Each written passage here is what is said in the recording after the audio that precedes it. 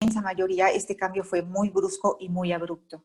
Entonces, como padres, nos tuvimos que enfrentar a un montón de cosas que no estábamos preparados. De la misma manera que el sistema sanitario no estaba preparado para enfrentar una pandemia, nosotros como sociedad y como padres de familia no estábamos preparados para enfrentarnos a una pandemia. Nos enfrentamos primero a nuestra propia angustia, a pensar qué vamos a hacer, cómo vamos a resolver los problemas del día a día, ya no puedo ir a trabajar. Muchas familias se enfrentaron a pensar con qué vamos a comer el día de mañana. Y no solamente el tener a los niños en casa y ponernos a estudiar con ellos y estar pendientes de la tarea. Muchas madres, por ejemplo, se empezaron a levantar la voz porque de por sí la mujer socialmente ya cuenta con una carga mucho más pesada en el sistema familiar, pues ahora con la pandemia se le multiplicó el trabajo potencialmente. ¿Por qué? Porque tenía que hacerse cargo de su propio trabajo, tenía que hacerse cargo de asesorar a los niños académicamente, tenía que hacerse cargo de la casa, porque aunque tuvieran ayuda doméstica, esa ayuda doméstica tuvo que ser puesta como en pausa, ¿no? No puedes venir a la casa porque no sabemos si nosotros te vamos a contagiar a ti o tú nos vas a traer la enfermedad a nosotros. Entonces también tenían que hacerse cargo de la casa, del matrimonio, en fin, una serie de cosas. Se tuvo que renunciar a muchas cosas. El hecho de estar encerrados por voluntad propia es una cosa, y el hecho de que no puedas salir a la calle porque hay una amenaza invisible allá afuera es otra. Esto genera mucha angustia y mucho miedo, porque además finalmente el enemigo es invisible, no lo puedes ver, es un bicho microscópico que mata, ¿no? Entonces, ¿cómo te enfrentas a eso? ¿Cómo manejas eso? La angustia y el temor es algo que surge para la supervivencia, es algo, digamos, de alguna manera positivo en nuestra vida, surge para que podamos saber cuándo estamos en peligro, pero cuando ese peligro no se puede ver, cuando no sabes a lo que te estás enfrentando realmente, eso genera una cantidad de angustia que muchas veces puede llegar a ser inmanejable, ¿no? Y entonces tenemos gente con crisis de ansiedad, niños con crisis de ansiedad, y bueno, aquí es donde tenemos que aprender primero como padres a aprender a manejar nuestra propia ansiedad para no transmitírsela a nuestros hijos, y que cuando ellos manifiesten una crisis de angustia, pues poder contenerlos y ayudarlos. No sé si alguien me va a hacer una pregunta o me sigo de largo. Bueno. Sí, tenemos una pregunta, perdón, maestra Berta, de la doctora María Luisa.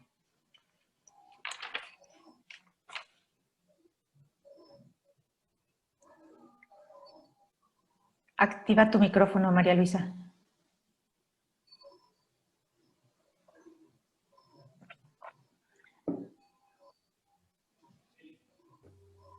No sé si ya me escuchan. Ya. Sí. Durante este confinamiento y con esta ansiedad, ¿cómo es como han manejado los padres de familia, o cuál es la sugerencia para que los padres de familia manejen esta ansiedad, aparte de manejar la propia, con los chicos? Sí. En edad escolar estamos hablando. Sí, bueno, desde kinder hasta secundaria podría ser, ¿no? Bueno, un poquito antes, sí. A lo mejor. Bueno, en principio es que nos enfrentamos a una serie de cosas aquí. Al principio, mucha gente cuando les dijeron, ya no pueden salir de casa, se tienen que quedar y no va a haber colegio, fue así como, no va a haber escuela, ¿no? Qué padre, estamos de vacaciones. Vacaciones obligatorias. ¿Cuándo habías tenido unas vacaciones obligatorias? Nunca. ¡Qué maravilla! Y entonces viene esta especie de luna de miel en un principio, en donde todos se sienten felices, se sienten libres dentro de ese encierro. Y bueno, pasan los días, y al principio, si ustedes recuerdan, se empezó a manejar como, bueno, 15 días no va a haber clase. Y a los 15 días, bueno, otros 15 días. Bueno, otros 15 días. Esto hizo que la angustia, en vez de disminuir, fuera cada vez en aumento, porque una cosa es tener unas vacaciones obligatorias, una semana o dos, y otra muy diferente, que te obliguen a quedarte en tu casa 6 meses encerrado sin salir. Esto fue aumentando pues la angustia. El no saber cuánto tiempo vamos a permanecer como estamos y no tener una fecha, un deadline, por decirlo de alguna manera, empezó a generar mucha angustia. Mi hija en particular, ella ama ir a la escuela. Ama ir a la escuela. O sea, si yo la quiero castigar, le digo, no te voy a llevar a la escuela, y entonces hace todo lo que yo le diga. Qué feo, ¿verdad? Pero bueno, esto se los pongo de ejemplo porque les quiero decir que mi hija tuvo un par de crisis cuando empezó a no poder ir a la escuela. Al principio no le gustó, pero se adaptó y empezó a tomar las clases en línea y todo, pero pasando un mes, ella me decía, mamá, ¿cuándo voy a volver a la escuela? Pues no sabemos. Y entonces venía la crisis de llanto y yo quiero ver a mis amigos y bueno, ahí había que contenerla, escucharla, calmarle el llanto, tranquilizarla, decirle que, pues, que era porque estamos guardando, estamos procurando nuestra salud, etcétera, etcétera. Y volvieron a pasar otros 15 días o 3 semanas y le volvió a dar otra crisis de angustia porque no podía ir a la escuela. Entonces dije, pues, ¿qué hago? Le dije, mira, mi amor, este curso escolar ya no vas a volver a la escuela. Ya no vas a ir a la escuela. Vas a seguir tomando tus clases en línea y hasta que se acabe el curso escolar y ya veremos. Entonces, cuando ella supo una fecha con certeza, cuando ella tuvo la certeza de que no iba a volver a la escuela, entonces se tranquilizó y aceptó la situación. A regañadientes, porque sigue quejándose de no poder ir a la escuela.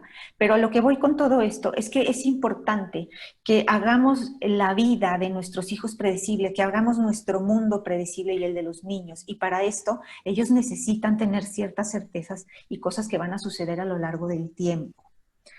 Eso es algo que puede ayudar mucho y bueno, más adelante responderemos a las otras preguntas que tienen que ver que tienen que ver con... Manuel Esquivel quiere decir algo.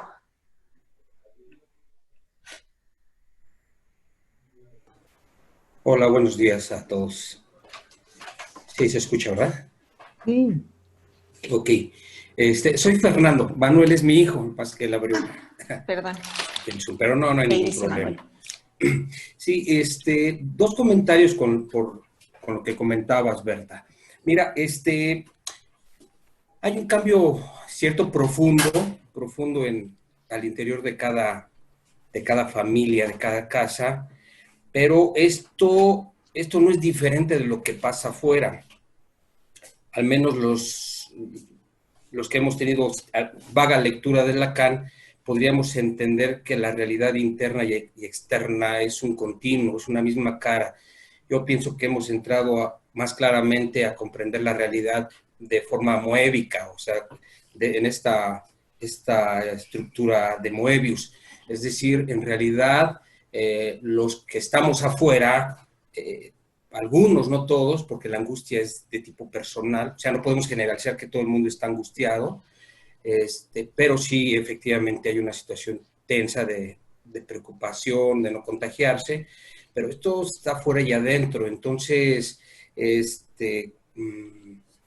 vamos, tendríamos que entender un poco también las políticas que cada gobierno, cada estado, cada nación está implementando para poner cierto orden a las maneras de organizar social, ¿verdad? El Estado no sabe de angustia, no sabe cómo cada decisión va a pegar en cada individuo, desde luego. Aquí en México se le puso nueva normalidad y como decía Freud, la angustia está vinculada con el nacimiento. Y esto de una nueva realidad, una nueva normalidad, es como una especie de nuevo nacimiento. Por eso a muchos nos genera angustia, porque está muy ligado a lo nuevo, a lo que están haciendo es decir, hoy se habla de grandes cambios, que la realidad ya no va a ser igual, etcétera, etcétera, y esto vislumbra una especie de nacimiento que genera angustia, porque según Freud, la angustia está ligada al trauma del nacimiento. Por otro lado, es muy interesante que hablabas de esta cuestión del enemigo. El filósofo que hoy está muy de moda, Byung-Chul Han, él habla mucho acerca de la negatividad que nos permite el encuentro con el otro. Él hablaba mucho de estas cuestiones de los virus, que es un enemigo, es la presencia del otro que nos genera algo. Me parece que con esta pandemia, al mismo autor lo va a cuestionar porque él hablaba mucho de la nueva positividad, una sociedad de rendimiento donde ya no hay choque con el otro en realidad. Ya está muy aplanada los vínculos sociales. La pandemia me parece que viene a cuestionar un poco esta idea, es decir, el otro está presente, nos guste o no nos guste, está presente el otro. En su manifestación de pandemia, en su manifestación del otro me puede contagiar. El otro es o sea, a veces parece que no es el virus, el enemigo, parece que es el otro que tenemos que nos puede contagiar, al grado que aquí en México se ha llegado a violentar de una manera muy humillante y penosa a enfermeras, a enfermeros. Entonces, estamos en una situación que se puede leer, por un lado, la presencia del otro, que siempre va a ser enigmática, y por otro lado, tener presente que este nuevo nacimiento del que hablan algunos estados, pues es generador de angustia, aunque no generaliza, obviamente, de acuerdo a cómo estamos nosotros. Sí, bueno, cada quien manejará la angustia de diferente manera, ¿no? Claro. Esta es otra parte a la que iba en un momento dado. Esta Gracias. pandemia, esta crisis, finalmente es una crisis a la que nos estamos enfrentando, y todos ustedes o todos aquí sabemos que las crisis nos ayudan a mejorar, ¿no? Nos ayudan a crecer. Esto nos vino a sentar en el piso, y esta pandemia nos dio dos cachetadas y nos dijo, a ver, humanidad, ¿qué estás haciendo contigo? ¿No? Y a título personal o de la manera muy personal podemos reconectar con nuestra esencia, reconectar con nosotros mismos, reconectar con nuestra familia. La tenemos ahí junta, estamos todos juntos en un mismo lugar las 24 horas del día, los 7 días de la semana, y esto ha provocado dos cosas. Una, o que haya familias que se terminen de fragmentar, ¿no? Que ese es otro tema que no vamos a tocar ahorita, porque ha crecido muchísimo la violencia conyugal, por ejemplo, la violencia familiar. Pero también hay otra parte de la población que se ha enfocado en adentrarse en sí mismo, en reconectar con sus hijos, en meterse al mundo de sus hijos, en conocerlos y en procurar hacer de ese espacio y de ese tiempo algo mejor, algo productivo, algo que nos ayude a crecer como personas espiritualmente, intelectualmente, emocionalmente. Entonces, finalmente podemos ver las dos caras de la moneda con esta pandemia, la parte negativa, que es horrible, ¿no? O la parte positiva, que es la que nos invita a crecer. Y finalmente, pues a través de estos foros y todas las cosas que están pasando allá afuera y todas las conferencias online y los talleres que se están dando, a lo que están invitando es a crecer, a que podamos aprender algo de esto para que cuando esto pase, porque va a pasar, no sabemos cuándo, pero va a pasar, entonces nos encontremos renovados de alguna manera, ¿no? ¿Y eso genera angustia? Claro que genera angustia, porque lo desconocido genera angustia. El no saber a qué te vas a enfrentar mañana, eso genera angustia. La mayoría de las veces lo tenemos más o menos controlado, porque si tenemos una rutina, si estamos adaptados a ciertas cosas, pues de alguna manera la angustia no está tan presente como cuando estás en un estado en el que no sabes si vas a salir, si te vas a enfermar, si esa enfermedad te va a matar o no. Y como bien lo dices, malamente las personas nos hemos equivocado y vemos al enemigo en el otro, en la persona del otro, no en el bicho realmente, ¿no? Lo que tenemos que hacer conciencia es de que nos tenemos que cuidar del bicho, no de las personas. Nada más comentar, porque sería muy interesante, a lo mejor desde un inicio, tratar de diferenciar, y yo aquí nada más lo dejaría como propuesta, a lo mejor aclararnos un poco la diferencia entre ansiedad y angustia. Sí. La Lo que angustia pasa es que eso lo va a tocar ok. otro de nosotros. Perfecto. Entonces, no queremos invadir el Ok. espacio de intervención de la otra persona. Ok, Pero es algo que tenemos muy, muy claro, muy consciente que tenemos que aclarar. ok, ¿No? muchas gracias. Sí, gracias. Al final vamos a tener el tiempo para que las dudas, comentarios, una vez que todos los que van a los ponentes participen, podremos tener ese espacio para no repetir. Gracias.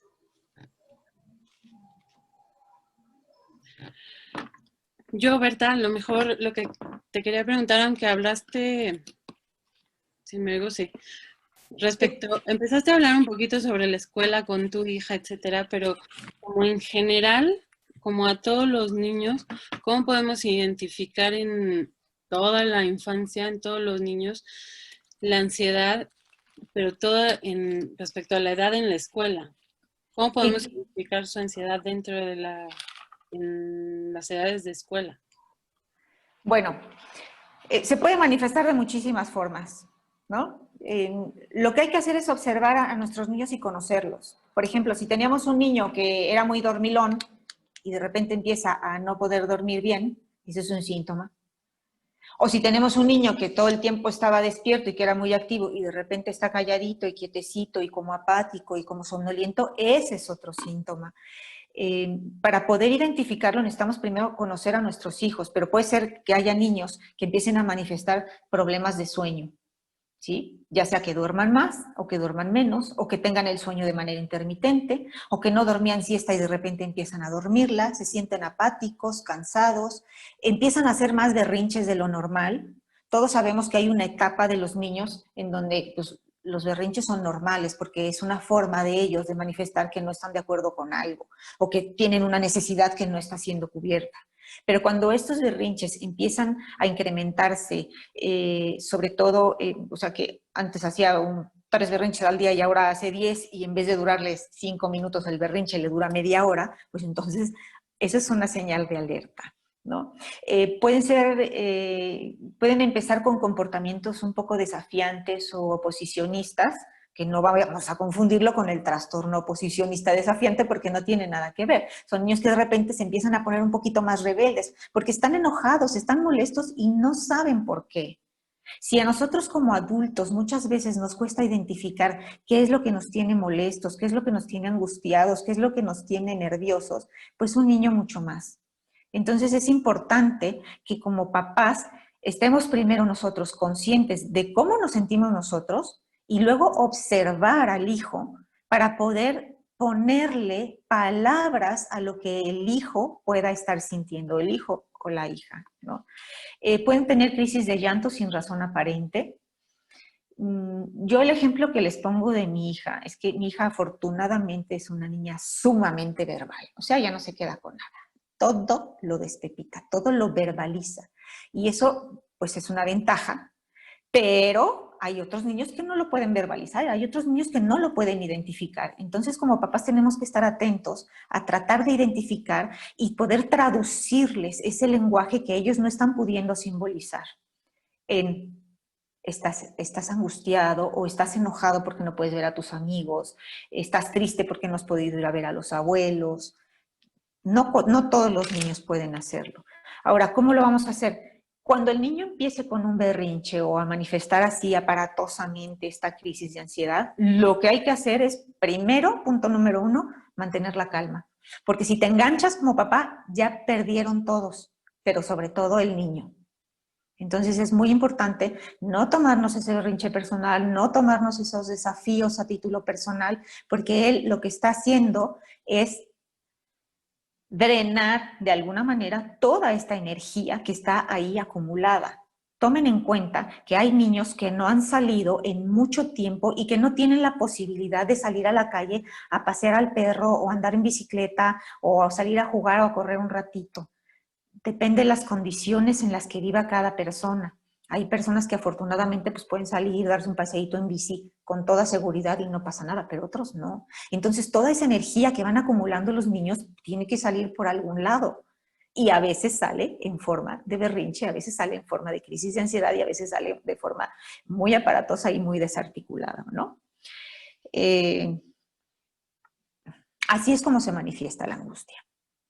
Ahora, si quieren saber qué podemos hacer, podemos seguir. ¿Sí?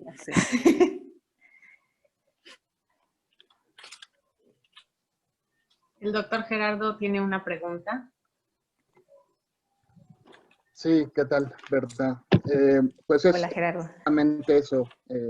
¿Qué podemos hacer con estos niños que ahora están viviendo estas experiencias diferentes y, como dices, una situación nueva y donde no pueden ver a sus compañeritos y demás, ¿no? Incluso, pues puedo compartir que mi hija también pequeña, pues tuvo cambio de escuela, ¿no? Y le tocó cambio de escuela virtual.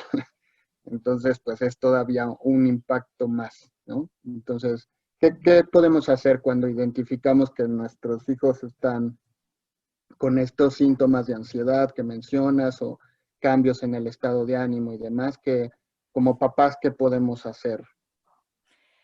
Bueno, mira, en principio, quiero hacer hincapié en nosotros estar muy conscientes y muy claros de cómo nos sentimos nosotros, para poder diferenciar entre cómo me siento yo y cómo se puede sentir mi hijo, cómo me siento yo y cómo se puede sentir mi pareja. Punto número 2, la pareja tiene que estar, bueno, es como, suena muy a mandato, ¿no? Pero es importante que la pareja esté en comunicación constante, sobre todo con respecto a los hijos, y se apoyen unos a los otros, que se sienta la presencia de ambos padres en la casa cuando existan los dos. Cuando no, pues bueno, le tocará solo a mamá o solo a papá, dependiendo de con quién esté. Poder pedir ayuda. Por ejemplo, tengo una paciente que cuando se vino todo esto de la pandemia, se pusieron de acuerdo la pareja y entonces ella se hace cargo de los niños en la mañana y él se hace cargo de los niños por la tarde. Y entonces ella se puede subir a trabajar a su oficina en casa que adaptaron y los niños se quedan abajo. Si se están matando, si están jugando muy bien, lo que sea que esté pasando, en esas 4 horas el papá se hace cargo y en la mañana al revés. Entonces aquí hay un apoyo mutuo. Me decía mi paciente, oye, esta pandemia me vino muy bien porque yo antes no tenía tiempo para mí, pero ahora que está aquí mi esposo y se hace cargo de los niños por la tarde, ¿qué crees? Me puedo subir, trabajo y termino de trabajar y puedo leer, puedo dedicarme mis 15 minutos personales, puedo hacer cosas conmigo.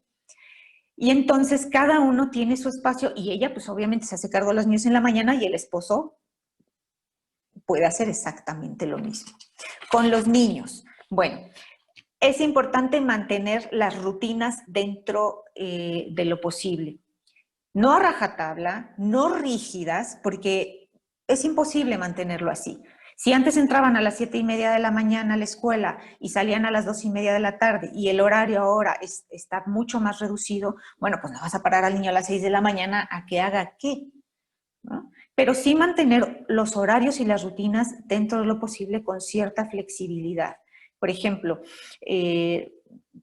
algunas escuelas ahorita están entrando a las 9 de la mañana y salen a la 1:30 porque redujeron el horario.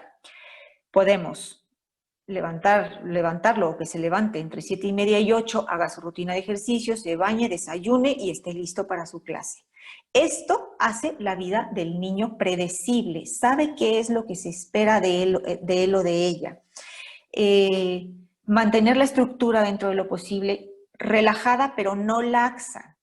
¿Qué pasó con muchas familias que se desestructuraron por completo? Es decir, como no había escuela, pues ahí sí se podía conectar el niño a la clase, qué bueno, y si no, no. Si comían un día a las 2 y otro día a las 6 de la tarde, tampoco pasaba nada. Se acostaban a las 12, 1 de la mañana, porque como al día siguiente no había que levantarse temprano. Entonces empieza a haber toda una desestructura y un desorden que nos desorganiza también internamente. Entonces, para que un niño pueda estar tranquilo, su vida tiene que ser predecible. Esto lo he dicho hasta el cansancio y no me voy a cansar de repetirlo, ¿no? ¿Qué otra cosa es importante? Alternar periodos de ir hacia afuera y de ir hacia adentro, ¿sí? Cuando el niño no esté en clase, lo podemos poner a hacer un poco de ejercicio, que se active, que saque la energía, pero luego tendrá que tener una actividad en donde esté tranquilo, tranquila, sentada, armando un rompecabezas, haciendo una actividad de lo que sea. Es muy importante programar actividades en familia. ¿Sí? Los que tengan familia de mamá, papá e hijos, está muy bien. Los que tengan familias monoparentales, pues también. Esos momentos de conectar con los hijos y de conocerlos, les dan a ellos una tranquilidad que no se pueden imaginar. ¿Por qué? Porque saben que están con papá, con mamá, y que con ellos están seguros. Dentro de todo, lo que yo pondría como algo así principal es que los niños puedan conectar y tener ese espacio de plática y de convivencia con los papás. Si no pueden más de media hora, no pasa nada, pero lo importante es que estén ahí, conectando con ellos, ¿no? Invocar a la creatividad, hacer cosas que jamás habían hecho. Dicen que, ¿cómo que? La ociosidad es la madre de la creatividad, ¿no? O el aburrimiento es la madre de la creatividad. Cuando estamos aburridos es cuando surgen las ideas fantásticas.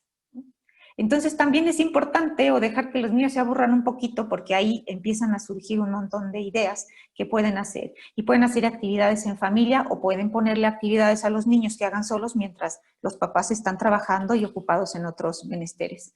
Muy importante, darles una responsabilidad en casa. Para que la casa funcione bien, tienen que cooperar todos. O sea, ya no es que mamá se hace cargo de todo y todos los demás, tienen mucho trabajo y tienen muchas cosas que hacer. No, aquí para que las cosas funcionen bien, tiene que haber una cooperación. Y entonces, dependiendo de la edad del niño, se coloca una responsabilidad sobre él o sobre ella para que sepan que la tienen que cumplir, y esto les va dando también un sentido de valor, ¿no? Y de confianza en ellos mismos. Si es posible, salir a hacer caminatas, andar en bicicleta, que hagan ejercicio.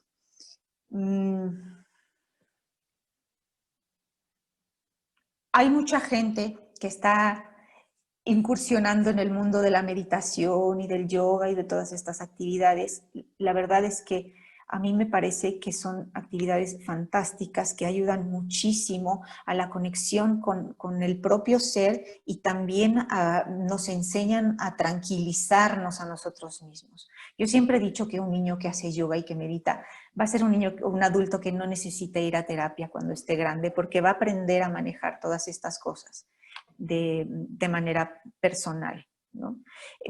Otra cosa que podemos hacer es tener una actividad en donde agradezcamos lo que tenemos, donde valoremos lo que tengamos, para que el niño sepa que, pues, que dentro de todo lo que está pasando hay cosas buenas, hay cosas que sí tiene y hay cosas de las cuales debemos estar agradecidos. No ver noticias. No ver más noticias de las necesarias. ¿Por qué? Porque si tú tienes que enterarte de algo, esa información va a llegar a ti, de una u otra manera, ¿no? Otra cosa importante, los niños extrañan mucho a sus amigos, los niños son muy sociales, es raro el niño que no es tan social y que no necesita de sus amigos. Mantengan el contacto con ellos, programen unas sesiones de Zoom, de FaceTime, de lo que sea con los papás de los amiguitos, y conéctenlos, que hablen, que platiquen, que estén ahí un ratito chachareando, contándose cosas, contando qué han hecho, haciendo planes para el futuro. Hacer planes para el futuro también es importante, porque esto de alguna manera va a pasar, y es muy bueno que ellos tengan esta proyección a futuro, que les dé esa certidumbre de que en algún momento esto va a pasar. Es comprensible que estemos ansiosos, que los niños estén ansiosos, y hay que reconocer y validar esa ansiedad. Eso es muy importante, porque el otro día estaba escuchando a un señor que le decía a una niña que estaba en una crisis: es que no puedo salir, es que no puedo ir a ningún lado, no puedo ver a mis amigos, y no podemos ir a ver a los abuelos, y no podemos ir a ver a la familia. Y entonces el Señor le dice: pues tú vives en un lugar en el que puedes salir a andar en bicicleta, en el que puedes ir a nadar y en el que puedes hacer un montón de cosas que otra gente no puede. Y entonces, en vez de validarle a la niña esa sensación que tenía de impotencia, de no poder ver a sus amigos, le estaba aplastando completamente. Y eso no se vale, porque no estamos permitiendo que el niño se explaye, y lo que va a pasar es que en vez de poder manifestar su ansiedad, se nos va a enfermar por otro lado, ¿no? Validar el sentimiento, pero no permitir que se vaya, que le dé rienda suelta a esto. Es decir, hay que validarlo, pero no fomentarlo, no provocar que lo haga más florido, ¿no? Darle su justa dimensión. Y creo que ya me voy a callar porque si no, no voy a dejar hablar a mis compañeros. Muchas gracias, maestra Berta, por su participación. Muchas gracias.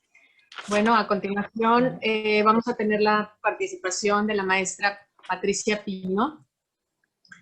Ella es de Chile, sin embargo, el día de hoy no puede acompañarnos aquí físicamente, pero tenemos un video en donde ella nos va a hablar sobre el impacto de la pandemia en los adolescentes.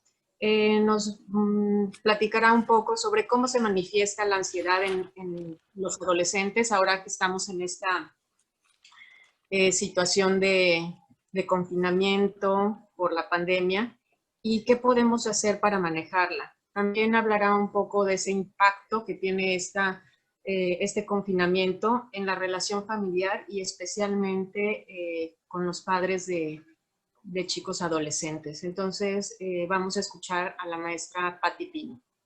Gracias.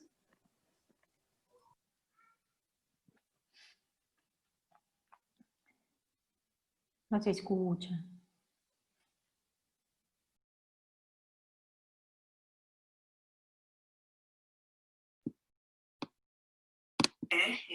Me comprometo que la próxima vez organizaré mejor la agenda para que así sea. En relación a la pregunta, me parece que es muy interesante hablar de la angustia en la adolescencia siempre, ¿sí? Ya decía Françoise Dolto, que es una autora a quien yo admiro mucho, que la adolescencia no es sin angustia, ¿sí? La angustia se da frente a una serie de cambios que tienen que ver con lo cultural, con lo social, con lo familiar, con el rol que yo ocupo, con la identidad, y va acompañada de mucha angustia. ¿Sí? Yo puedo hablar un poco desde la realidad que tenemos en Chile, en donde la mitad de los pacientes adolescentes que consultan por cuadros ansiosos. Y lamentablemente también tenemos unos indicadores de suicidio en adolescencia que nos llevan al primer lugar en Latinoamérica.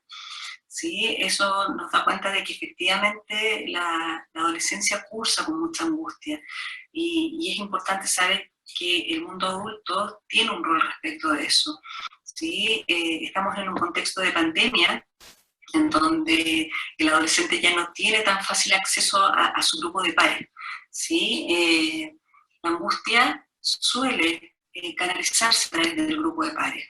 ¿Sí? Y cuando ese acceso no es tan fácil, la verdad es que quizás el mundo adulto a través de los padres cobra una nueva importancia. ¿Sí? Los adultos solemos pensar que los adolescentes están bien, que no tienen mayores preocupaciones, ¿sí? Que ellos se manejan muy bien, que tienen el don de lo virtual, ¿ah? Que están un poco en su terreno seguro, pero lo que ha venido a demostrar la pandemia de alguna forma es que este contacto a través de lo virtual pareciera ser que es necesario, pero no es suficiente, ¿sí? Falta ir al colegio, ir a la universidad, estos encuentros después del colegio, estos encuentros el fin de semana, la cosa como más social compartida, esta cosa como más de tribu, ¿sí? Eso no está, y no sabemos por cuánto tiempo más no va a estar. Entonces eso puede ser muy angustiante también para el adolescente que necesita de ello, ¿sí? Para poder modular de alguna forma todo esto angustioso que estamos todos viviendo, pero que en el adolescente se potencia un poco más con esta cosa que es más estructural, ¿sí? Entonces, es importante quizás que como padres entendamos que es necesario validar el sufrimiento adolescente, que es necesario entender que estas cosas que a lo mejor a nosotros nos parecen muy sin importancia, para el adolescente sí tienen importancia. Escuchaba el otro día a un papá que me comentaba que la mayor preocupación de su hijo era que se iba a quedar sin fiesta de graduación, ¿sí? Que es cuando salen los chicos del colegio. Y la verdad es que, claro, a él le parecía una tontera, pero para el hijo era muy significante porque implicaba un rito de paso, ¿sí? Un rito de pasar del colegio a la universidad, un sentirse ya un poco más adulto, ¿sí? Entonces no es tan insignificante. Y en ese sentido, la invitación un poco es a empatizar, ¿sí? Con ese tipo de situaciones, a no desestimar que lo que ellos están sintiendo es igualmente válido y estar ahí para contener, ¿sí? No tener contacto directo con los amigos, no poder ir a visitarlos, no poder tener una vida regular, a todos nos ha perturbado, ¿sí? Pero a veces tendemos a caer que el adolescente ya cuenta con todos los recursos necesarios para poder manejar eso de una manera muy buena, ¿sí? Y nosotros sabemos que hasta a nosotros de repente se nos complica manejar esto del confinamiento. Un adolescente en donde lo social está cobrando un rol tan importante como el que tiene en la adolescencia, es mucho más complejo, ¿sí? Entonces la invitación es un poco a eso, a no desestimar el sufrimiento de los adolescentes, a estar ahí para contenerlo y al reconocer que esto de lo virtual, si bien es un recurso que ha sido para todos muy, muy eficiente, no sustituye de manera alguna el contacto con los otros. ¿Sí? Y eso para el adolescente, insisto, puede ser muy, muy doloroso. Entonces, creo que es importante que seamos agentes que permitan ayudar a que el adolescente logre modular de una manera quizás un poco más asertiva esta angustia. ¿Sí? Si no, vamos a tener nuevamente la consulta llena de pacientes adolescentes que han incurrido en conductas autolesivas porque sienten que es la única forma de manejar la angustia. ¿Sí? Eso. Así que la invitación es un poco a escuchar más a nuestros adolescentes y a validarlos.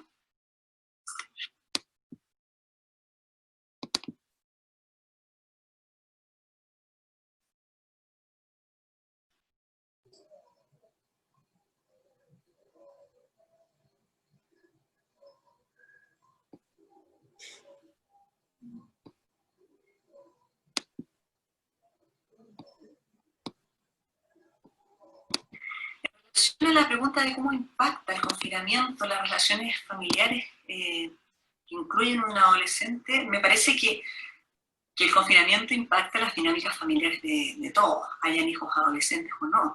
Finalmente uno empieza a hacer toda la vida en casa, trabajar en casa, hacerse cargo de las labores domésticas, estamos en contacto con menos personas, generalmente no recibimos visitas, entonces tenemos que estar el núcleo familiar funcionando 24/7 todo el tiempo, ¿sí? Entonces, ahí quizás surge la pregunta en específico acerca de los adolescentes en relación a que ellos están viviendo un proceso en donde la separación respecto de los padres es necesaria, ¿sí? Podríamos decir incluso que este cuestionamiento o esta confrontación generacional que se llama es incluso necesaria, ¿sí? Para que el adolescente logre desarrollar esta nueva identidad en este proceso de la vida. Entonces, ¿cómo me puedo separar? ¿Cómo me puedo distanciar un poco del otro si estoy constantemente con él? ¿Sí? Insisto, esto es como un movimiento que es más bien subjetivo, ¿sí? Pero de alguna forma, intentando responder la pregunta, el estar constantemente con los padres, compartiendo espacios que no siempre son tan amplios, que pueden ser más bien reducidos, puede dificultar un poco ese proceso, en el sentido de que ya los padres empiezan un poco a molestar, ¿sí? ¿Cómo puedo establecer límites dentro de la casa? ¿Sí? Generalmente hablamos de adolescentes que pasan encerrados en sus piezas y al parecer ese fenómeno se ha ido un poco al alza en este momento de confinamiento, ¿sí? Esta necesidad de establecer un límite real, digamos, con el otro, para yo poder seguir con mi proceso. Pero me parece que quizás lo más complejo tiene que ver un poco con el acceso al grupo de pares, ¿sí? La adolescencia implica un paso importante, significativo, desde lo familiar a lo más social. ya los padres no dejan de ser un poco importantes en relación al cómo me veo y empieza a ser más importante el otro social, el par. Entonces, ese contacto yo lo puedo tener, como decíamos anteriormente, solo a través de lo virtual, pero pareciera ser que lo virtual no es suficiente. Entonces, en ese sentido, ¿cómo hago este paso de lo familiar a lo social si estoy obligado físicamente a quedarme en lo familiar? Yo creo que ese es un poco el modo en que impacta la dinámica familiar el hecho de que el confinamiento lleve tantos meses y quedan algunos más por venir, porque de alguna forma el adolescente está recluido y obligado a estar en compañía permanente con aquellos de los cuales quiere desmarcarse. ¿Sí? En ese sentido es importante quizás poder establecer ciertos límites, establecer ciertos espacios, respetar, ¿sí? Los horarios, por ejemplo, que en el fondo toda la dinámica familiar que ha tenido que reestructurarse también considera un poco las necesidades del adolescente. ¿Sí? Si el adolescente necesita un poco estar con a puerta cerrada, puede permitírselo. ¿Sí? Lo importante de eso es no perder nunca el contacto con el otro. ¿Sí? De alguna forma, como decíamos anteriormente, a veces solemos pensar que el adolescente está muy cómodo con esto del contacto virtual, pero tenemos adolescentes que también han estado un poco agotados con esto de la virtualidad constante. ¿Sí? Ahora todo es a través de una pantalla.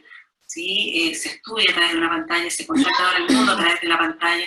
Entonces, en ese sentido, los adolescentes también están un poco agotados. Y por otra parte, tenemos padres que también han estado sometidos a una rutina en donde tienen que atender distintos frentes, ¿sí? Labores domésticas, hijos, trabajos, pareja, etc. Entonces también a veces aparecen como poco disponibles para sus hijos adolescentes. Entonces, en ese sentido es importante quizás poder cederle al adolescente un espacio para que pueda hacer este proceso de separación, aun cuando estemos en un contexto de confinamiento.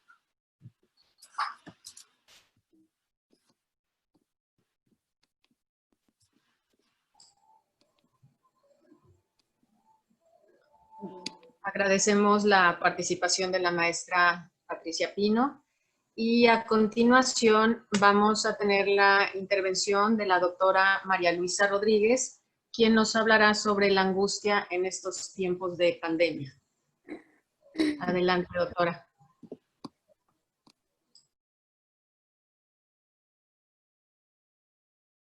Su micrófono, doctora.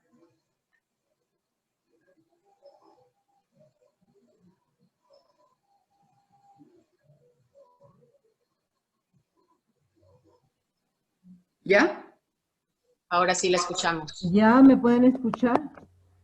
Sí. Imagínense, si a mí se me va el micrófono en esta pandemia, imagínense a los pobres adolescentes y niños, ¿no? Que también, aunque ellos me podrían enseñar muchas cosas. Pero en fin, al escucharlos, mi tema es un poquito sobre la angustia en estos términos, en este tiempo, en esta época. Y lo interesante de esto es que esta pandemia nos ha hecho iguales a todos, absolutamente a todos. Nos ha hecho perfectamente semejantes. ¿En qué sentido? En el sentido de que en todos nosotros somos vulnerables a la enfermedad. En el sentido en que somos vulnerables al surgimiento de la ansiedad que provoca este peligro en el que estamos todos. Una ansiedad o una angustia que no es más que un sentimiento muy legítimo y muy real que tiene que ver con el miedo a lo que no conocemos, con el miedo a la muerte, con el miedo a no conocer el camino adecuado para lograr evitar tanto la muerte como la incertidumbre, como el dolor, como muchas cosas como el confinamiento. El confinamiento es, como ustedes saben, el castigo más fuerte que hay en las cárceles. Cuando estamos, digamos, en la cárcel, en el solitario es no tener contacto con el mundo exterior. Y entonces se puede llegar en el confinamiento, en la cárcel, para el preso que está castigado así, se puede llegar al enloquecimiento, a la pérdida de a la pérdida del hoy y lo inmediato, a la pérdida de en qué día estoy, es día o es noche, tengo frío, tengo calor, quiénes están afuera, se pierde el contacto absoluto con la realidad. Nosotros no estamos propiamente en solitario como el preso en la cárcel, pero de alguna manera durante el principio, ya casi 6 meses o 7, que estamos en confinamiento, hemos estado obligados por convencimiento a quedarnos en casa.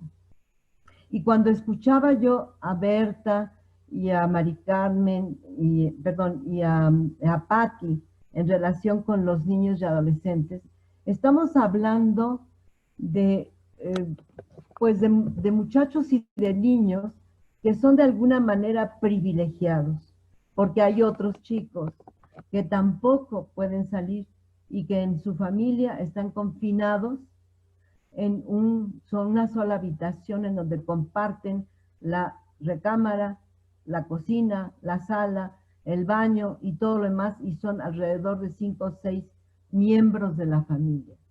Estos chicos son menos privilegiados. Por otro lado, y todos ellos están dentro de una recomendación de quedarse en casa, ¿no? Poner una sana distancia, o sea, no acercarte al otro. Nosotros que somos papachones, abrazones, que estamos nosotros acostumbrados al contacto en esta nuestra cultura, por lo menos latina, entonces viene a ser un sacrificio grave para nosotros. Esta sensación de confinamiento obligado, esta sensación de estar ante un enemigo desconocido, bueno, no está tan desconocido, pero no lo vemos, nos lleva a nosotros de alguna manera a un momento de nuestra vida en donde estamos vulnerables, en donde no tenemos protección contra ese enemigo, en donde en la noche nos da miedo que a lo mejor abajo de la cama haya un monstruo que nos va a comer, o que las sombras de la recámara de pronto se convierten en una figura amenazante. ¿Qué quiere decir? Que nos lleva a una situación de más regresión. Nos hace a los adultos vulnerables a este miedo a lo desconocido. Y esto, cuando Berta o cuando Patti estaba hablando que los adultos tenemos que estar muy claros en lo que estamos sintiendo, tienen razón, porque en alguna forma también nosotros nos volvemos niños con el miedo a lo desconocido y buscamos una protección. Y por eso tanta exigencia también al médico, al Instituto Nacional de Salud, a la Secretaría de Salud, al gobierno, que nos proteja, colocando en esa autoridad que nosotros suponemos nos puede proteger, una autoridad que nosotros como niños le poníamos a los padres para que nos protejan de los monstruos desconocidos que están ahí acechándonos. Esa es la angustia de ese miedo, de esa incertidumbre, de este no saber, no tener la seguridad de que algo está pasando o de que algo va a pasar. Recordaba a un chiquito que se soltó llorando, me lo pasó la mamá por FaceTime, en donde lloraba y decía, tengo miedo, y le dice la mamá, ¿a qué tienes miedo? Y dice, al coronavirus. Apenas hablaba el chiquito, no acababa de decir coronavirus, pero ya sabía, y no sabía que era el coronavirus. Acumulándose a sus 2 o 3 años de edad que tiene el chiquito, miedos naturales de su propia edad, acumulándose otro miedo mayor que también tienen miedo los adultos. Entonces, Este miedo, esta ansiedad, esta inseguridad nos coloca a todos iguales. ¿Y qué es lo que pasa? Se manifiesta de diferentes maneras. Habrá quienes de alguna manera lo niegan. O sea, aquí no pasa nada. No sucede absolutamente nada.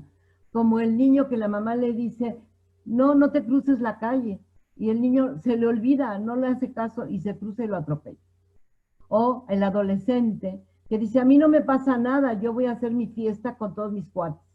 Y se ponen a hacer la fiesta con todos los cuates, porque es parte del adolescente tener esta sensación de poderío y de capacidad omnipotente de controlar todo lo que le está sucediendo. Este adolescente, y esto es lo que nos pasa con esta pandemia, nos ha quitado a todos la omnipotencia. No tenemos manera. No hay vacuna, no hay tratamiento y nada más hay recomendaciones para medio guardarnos seguros. Eso nos ayuda a medio sobrevivir, pero no nos quita el miedo del contagio. No nos quita el miedo de no tener síntomas y llegar en un momento dado a un deterioro de salud fuerte, que nos tengamos que hospitalizar y nos vayan a intubar. O sea, nos quita la omnipotencia. A todos. No hay quien se salve. Pero contra este robo de nuestra omnipotencia, las respuestas son diferentes. Y una de ellas es esa. Aquí no pasa nada, que sería la negación. La otra sería el susto tan grande que nos da. Y por ahí, no sé quién dijo, creo que fue Hernando, alguien dijo, Escalante, ¿no? Decía, ante esto, lo que hace el sujeto es decir, no, yo puedo hacer absolutamente todo y a mí no me va a pasar nada porque soy inmune, porque soy fuerte, porque soy joven, porque no tengo una enfermedad previa, entonces ya me diagnostiqué y a mí no me pasa nada. ¿Y cómo puede ser? En este momento, si a mí me provoca el miedo de alguna manera, la respuesta puede ser violenta, y violenta contra los que están a mi alrededor. El miedo puede provocar una gran violencia hacia los padres, hacia los hermanos, hacia la enfermera, hacia el médico, hacia el chofer del transporte público, hacia quien sea que nos saque de esta sensación que llamamos nosotros, estoy de nervios. En el lenguaje coloquial decimos, estoy de nervios, me siento muy nerviosa. Y la verdad es que lo que está sucediendo es que hay mucha ansiedad. Y esa ansiedad se manifiesta así a veces, poniéndola, culpando al otro, como dice el dicho popular, que dice, no es quien lo tiene la culpa, sino quien la paga, ¿no? Y por cierto, Berta, que decía que el ocio es la madre de la creatividad, también es la madre de todos los vicios. Y entonces, de alguna manera pueden surgir conductas delictivas, conductas violentas, y violentas no nada más contra los demás, sino también contra el mismo sujeto. Y el mismo sujeto implica que se pueden empezar a cortar los adolescentes más y se pueden empezar a dejar de comer las gentes, pueden dejar pueden ingerir mayor bebida alcohólica, empezar a fumar marihuana, etc. Entonces, cada quien va a responder de acuerdo a lo que puede. O sea, cada quien va a responder de acuerdo a cómo puede responder a eso. Y todos lo sufrimos, absolutamente todos. Habrá quien el pronto empezar a tener un problema de grave dolor de cabeza y dice, ya me contagié, y a lo mejor no es más que un resultado de esta ansiedad. O ya me dolió el estómago, o ya tengo diarrea, o ya tengo, o no me puedo levantar de la cama. Cada quien va a responder de diferente manera. Lo importante aquí es que todos todos nosotros, en un momento dado, cuando notemos algo está sucediendo con nosotros en relación con este, entre comillas, nerviosismo o esta ansiedad, este miedo a morirnos, a no saber qué va a pasar, como ya decían Berta, a esta incertidumbre. Esto, nos percatemos de esto y lo sintamos. O sea, no es grave sentir miedo. El miedo también es un instrumento, así como el dolor es un instrumento. Si algo nos duele, si nos duele la cabeza o nos duele el estómago, pues es una señal de que tenemos que ir a revisarnos con un médico, que algo puede estar pasando. Entonces, si nosotros sentimos miedo, tenemos que decir, sí, tengo miedo. Aceptar que tenemos miedo y ver de qué manera podemos manejar este miedo de una mejor manera. No quiero hablar más porque creo que ya hasta nos acabamos el tiempo, pero en todo caso tenemos que pedir ayuda también a veces, o una chochito que nos pueda dar un buen médico psiquiatra para ayudarnos a tolerar esa ansiedad, cuando no podemos hacerlo por nosotros mismos. Pero lo más importante es poder compartirlo con otros. O sea, nosotros en este conversatorio estamos de alguna manera manejando nuestra ansiedad en relación al miedo que nos da la pandemia. Y lo hacemos con los instrumentos que tenemos, lo que podemos aportar para ayudar a la gente a manejar su angustia de otra manera. Yo con esto me callo y luego me preguntan otras cosas. Si es que puedo contestarlas, lo haré. Gracias. Muchas gracias, doctora María Luisa. Al final tendremos el espacio para preguntas y vamos a continuar con el doctor Gerardo Anguiano, que él nos va a hablar sobre el tratamiento farmacológico. ¿Cuándo sí y cuándo no? Le doy la palabra al doctor Gerardo Anguiano.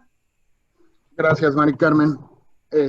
Y bueno, continuando un poquito con lo que concluyó María Luisa, en esta parte de buscar ayuda y demás, pues una pregunta que surge mucho ahora con toda esta parte de la angustia y la ansiedad, y pensar cuándo sí necesito una ayuda psiquiátrica, cuándo no necesito una ayuda psiquiátrica, cuándo estoy mal, cuándo no estoy mal. Aquí es muy importante saber que la angustia o la ansiedad son emociones normales, ¿no? Las tenemos todos, como ya decían, y son un mecanismo de defensa que tenemos para poder sobrevivir en la vida. Y la situación es que la ansiedad y la angustia, cuando ya son una enfermedad, cuando ya es una patología, pues tienen muchos síntomas que se comparten con una ansiedad o una angustia normal, con esta parte de la emoción. Y es muy importante saber que la emoción de angustia o la emoción de ansiedad, esas sí se pueden modificar y las podemos cambiar. Es decir, podemos hacer ejercicio, relajarnos, hacer yoga, meditación, tener una psicoterapia, platicar con alguien, y de esa forma sí podemos modificar esas emociones. Pero cuando ya se convierte en una patología, cuando ya se convierte en una enfermedad, ya no la podemos controlar, ya no la podemos manejar. Entonces podemos hacer yoga, podemos hacer ejercicio, podemos tener nuestra sesión diaria de psicoterapia y aún así sigo sin dormir, sigo con miedo, sigo sin poder comer, o se me va el apetito, o como mucho, o me duele la espalda, o tengo gastritis, o tengo colitis, ¿no? Entonces ahí es donde viene un punto básico para diferenciar cuándo sí tengo que pedir ayuda y cuándo no. Y son dos puntos muy sencillos y muy importantes. Uno es el tiempo y la otra es la intensidad de esas sensaciones o síntomas. El tiempo me refiero a que no es lo mismo sentir un día angustia y ese día no pude dormir porque me preocupaba algo, porque estaba angustiado por algo y ese día no comí bien, no dormí bien, pero al día siguiente se resolvió el problema y listo. Pude dormir, descansar, estar tranquilo. Pero cuando llevas una semana así, 2 semanas en donde no puedes dormir, en donde no comes bien, en donde te sientes cansado, miedoso, angustiado, ya no es normal, ¿no? Ya no es una situación con la que se puede convivir. Y la otra es la intensidad. No es lo mismo no poder dormir, pero me costó media hora después de que me acosté dormirme y di media hora vueltas o 1 hora, pero finalmente me dormí, a no dormir toda la noche. A que me dan las 5 de la mañana y yo sigo con el ojo abierto. Y si eso se repite hoy y mañana y pasado y el otro día, pues algo ya no está funcionando bien. El ser humano tiende a sobresalir en sus problemas, es decir, a echarle ganas, como decimos. Y le echamos ganas todos los días y nos vamos superando y vamos superando nuestros problemas, nuestros miedos, nuestras angustias todos los días. Eso lo hacemos constantemente, pero llega un momento en que esas baterías se nos acaban, se nos agotan, y es cuando ya no podemos lidiar con nuestra vida diaria, ¿no? Ahí es cuando hay que buscar ayuda. Cuando algo no nos está cuadrando, hay que preguntar. Y yo siempre lo digo, si no te sientes bien, pregunta a un profesional, oye, ¿esto es normal o no es normal? ¿Estoy viviendo esto? ¿Necesito una ayuda? O tal vez haciendo yoga, una terapia, meditación y demás, me puedo aliviar. Entonces, para identificar es importante estas 2 cosas, tiempos, síntomas, intensidad de esos síntomas. ¿Sí? No sé si hay otra pregunta por ahí.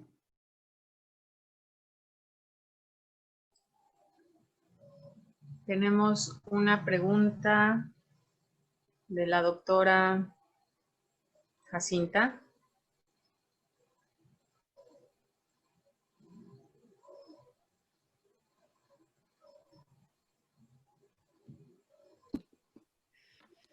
Ay, doctor, quería preguntarle, ¿por qué es necesario en ocasiones los tratamientos farmacológicos para tratar la ansiedad? Ok. Bueno, esa parte, hablé de esta parte que la ansiedad, la angustia, la tristeza, el enojo, la alegría, todos son emociones, ¿no? Y podemos sentir esas emociones en nuestra vida diaria con las diferentes circunstancias que nos ocurren. El cerebro aquí es muy importante porque es el creador de todo eso, ¿no? Es el creador de nuestras emociones, de nuestro pensamiento, de nuestro razonamiento. Y el cerebro tiene un funcionamiento muy específico y uno de ellos es a través de ciertos químicos cerebrales que se llaman neurotransmisores y que son los que nos ayudan a que nuestro cerebro funcione en orden y como debe de funcionar. Cuando esos neurotransmisores están alterados, están en desequilibrio, ocurre la enfermedad psiquiátrica, entre otras, ¿no? También las neurológicas y demás. Pero hablando de la psiquiatría, cuando tenemos una alteración en esta química cerebral en ciertas áreas de nuestro cerebro que tienen que ver precisamente con las emociones, con el pensamiento, con la conducta, con el raciocinio, pues es cuando vienen estas situaciones de depresión, ansiedad, trastornos de angustia. El medicamento lo que hace realmente es regular esa química cerebral cuando está alterada. Eso es lo que hace. El medicamento no me da un efecto extra de tranquilidad o de felicidad. No es la pastillita de la felicidad como le dicen muchos, ¿no? o mi pastillita de la valemadrina porque ya no me importa nada. El medicamento lo único que hace es regular la química de mi cerebro para que funcione como debe de funcionar y como debería de funcionar. Y eso es lo que hace el medicamento y con eso se quitan los síntomas. Aquí es muy importante, yo siempre le digo a mis pacientes, no vas a dejar de sentir. Es decir, si alguien me consulta en estos tiempos por angustia o por ansiedad, porque ya le dio un ataque de pánico estando en su casa, porque tiene mucho miedo de salir y necesita o requiere un tratamiento, siempre les digo que ese miedo o esa angustia ante la enfermedad o ante la situación que estamos viviendo, pues no se va a ir, ¿no? Lo único que va a pasar es que con el tratamiento, la intensidad con la que se vive eso va a disminuir y se va a regular para que tú sientas la intensidad que se debe de sentir ante la situación y no exponenciada 3 veces más por un trastorno de ansiedad o un trastorno depresivo, que es lo que ocurre, ¿no? Es decir, los ataques de pánico no tendrían por qué ocurrir aunque estemos viviendo esta situación. Eso ya es algo siendo algo no está bien. Por más que tengamos miedo, angustia ante la situación, no tendría por qué a veces regula mi química cerebral con ciertos procesos y me alivia esos ataques de pánico. Pero la angustia de si me conozco, pues esa va a continuar. Si se contagia o no mis hijos, esa va a continuar. Pero de una forma que es controlable y estable para.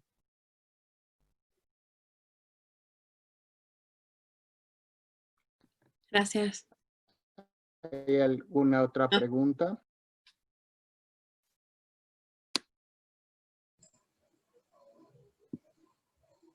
Me parece que ya todas las preguntas han sido contestadas, doctor. Muchísimas gracias.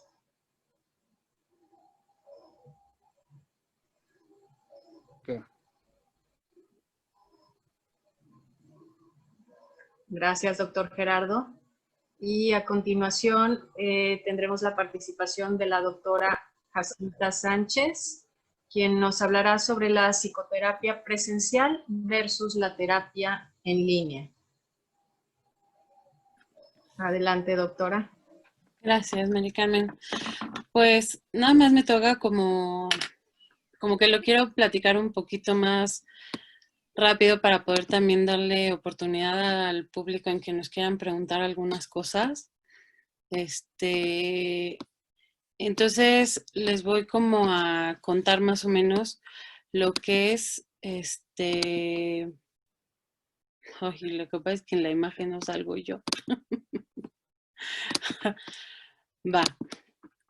Pues le voy como nada más a explicar que, por ejemplo, la psicoterapia presencial es la que siempre llevamos a cabo todos los psicoterapeutas y siempre estamos como basándonos en todo lo que tiene que ver con cuando nos llega algún paciente o alguna persona que tiene alguna preocupación, alguna angustia, ansiedad, cualquier área que le esté lastimando, que esté deprimido, que esté triste, etcétera.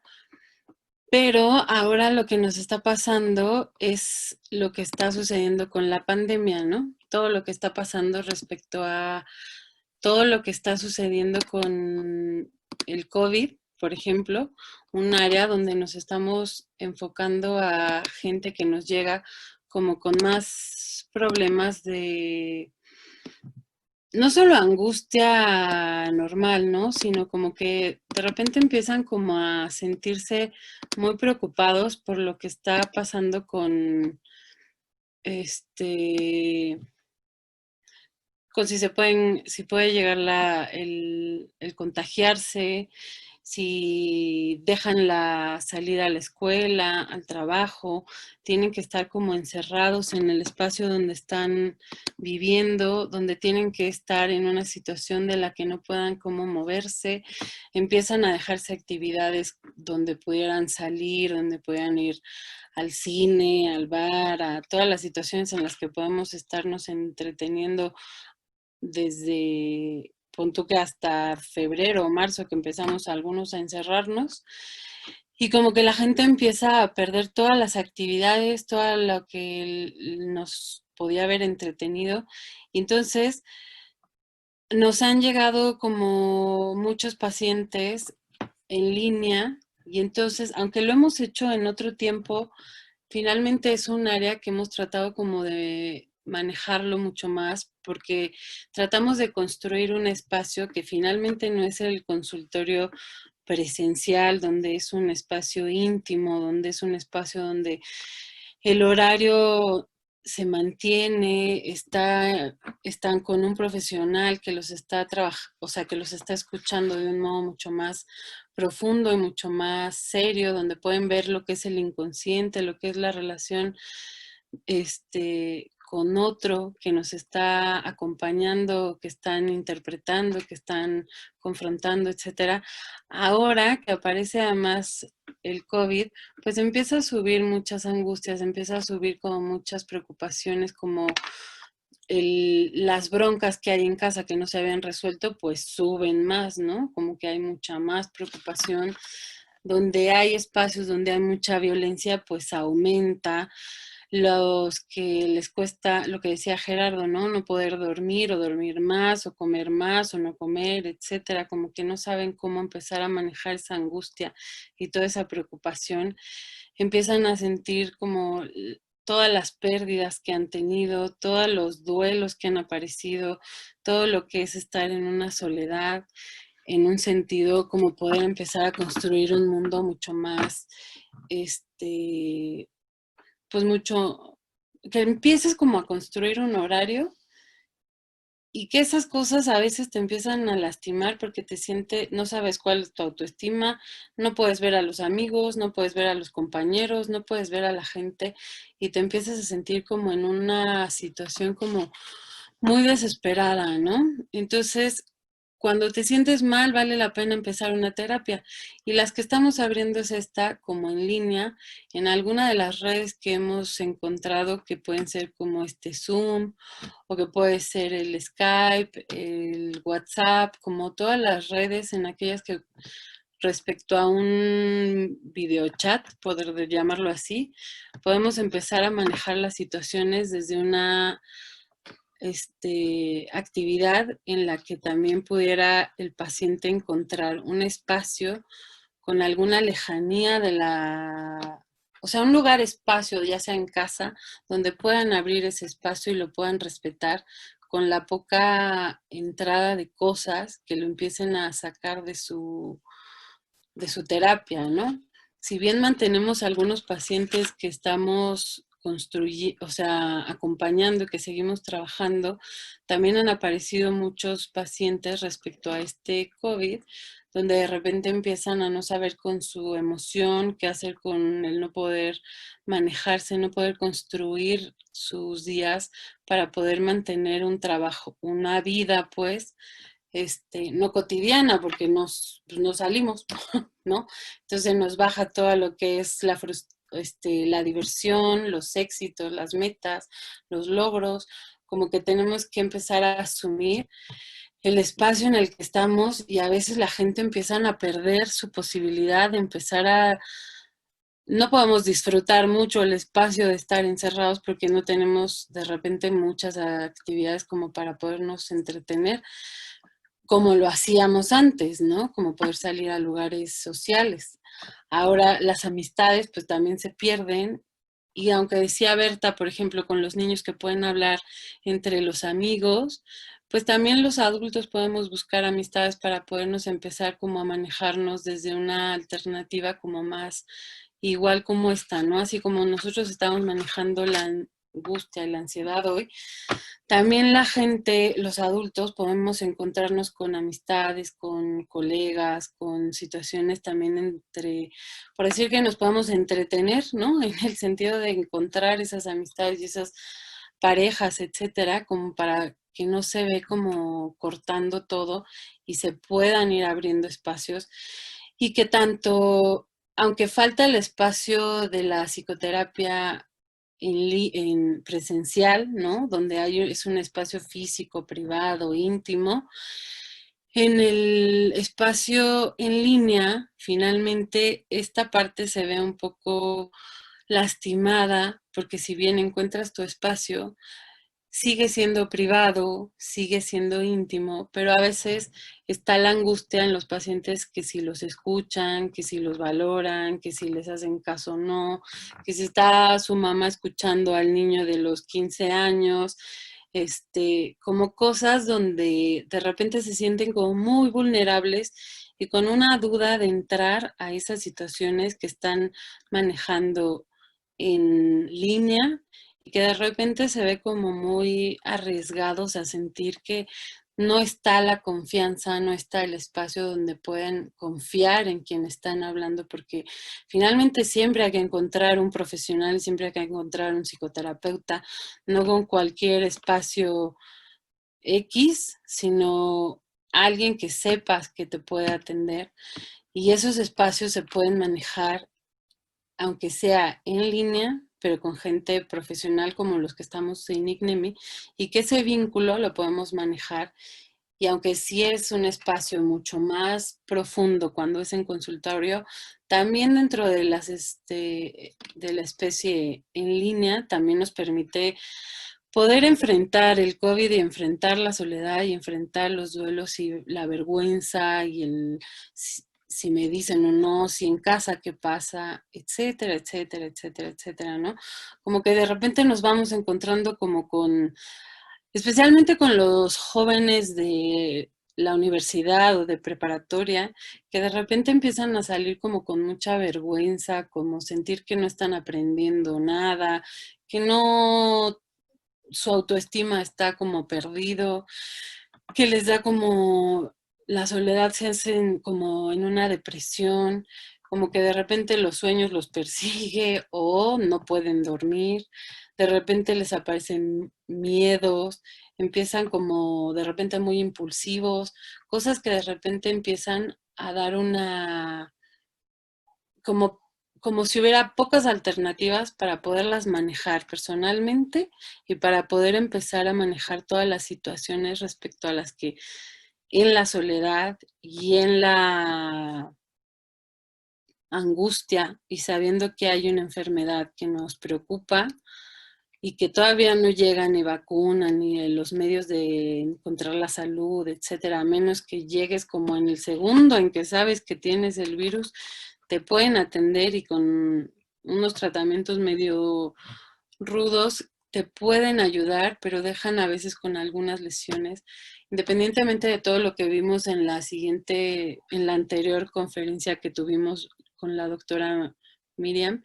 Finalmente son cosas donde podemos empezarnos a proteger, a cuidarnos, y si bien está la vacuna, etcétera, ¿no? Tenemos que seguirnos cuidando y tenemos que seguir viendo esas dos posibilidades que tenemos de terapia, tanto el presencial, que es mucho más profundo y mucho más valioso en el sentido para los terapeutas, pero está la que está en línea, donde también nos ofrece muchos beneficios y donde también las podemos mantener y podemos seguirlos acompañando y siguiendo a los pacientes desde esta alternativa, ¿no?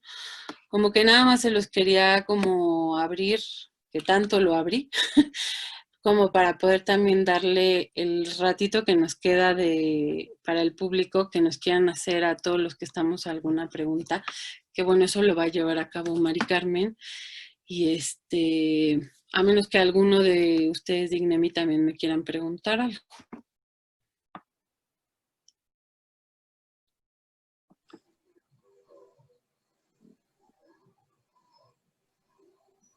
¿Alguien tiene alguna pregunta para la doctora Jacinta?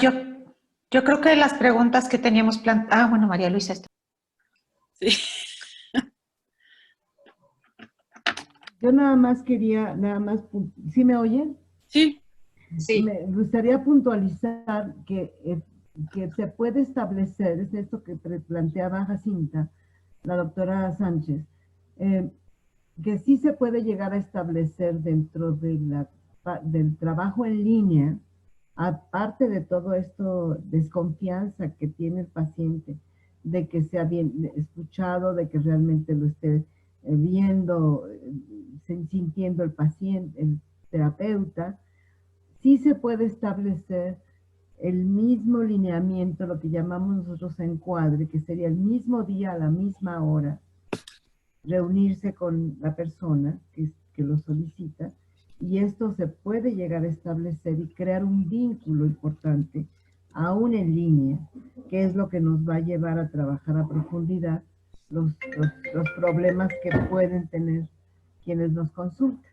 Nada más quería puntualizar esa parte. Gracias. Gracias, doctora María Luisa. Tenemos una pregunta de Teresa Videlia.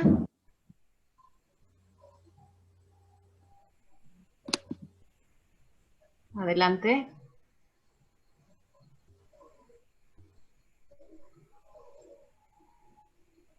Ok, buenas tardes, ¿me escuchan? Sí. Sí. Sí. Hola, Sí, gracias. adelante, Teresa. Gracias por permitirme solo participar un momentito. Las he escuchado a todos con mucha atención y todo el tiempo han hablado sobre la angustia que todos estamos viviendo. Coincido con María Luisa.